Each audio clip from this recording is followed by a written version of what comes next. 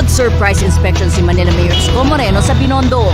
Matapos ang reklamong may isang outpost ang nakahambalang sa daan, katabi pa ang outpost ng monumento ni Roman Ongpin, na isang pilantropo na tumulong sa mga revolusyonaryo ng panahon ng Espanyol. This is heritage. Hindi naman ako nagkulang. Sabi ko, makiisa kayo. Agad pinahanap ang mga opisyal ng barangay na nakakasakop sa lugar.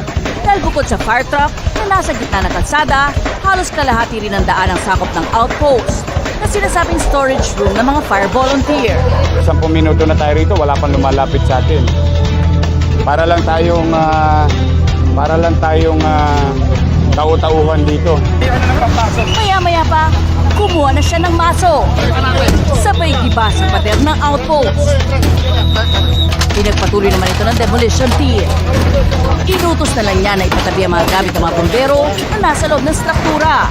Wala namang problema kasi wala kaming lugar naman na malagyan ng ng tanod ko. For safety daw yan kaya nakapwesto dyan. Ay, dito po yung camera, Mayor.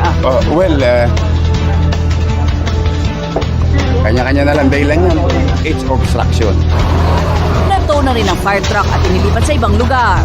Ayon pa kay Mayor Isko, todo rin ang pagtutok nila sa mga tourist attraction kabilang ang Quiapo Church.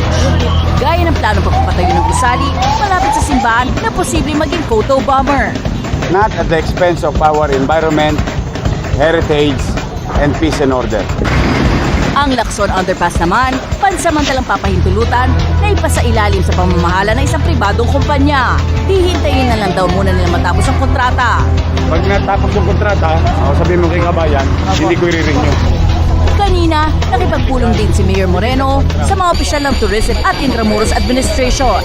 Z. Ann Ambrosio, ABS-CBN News.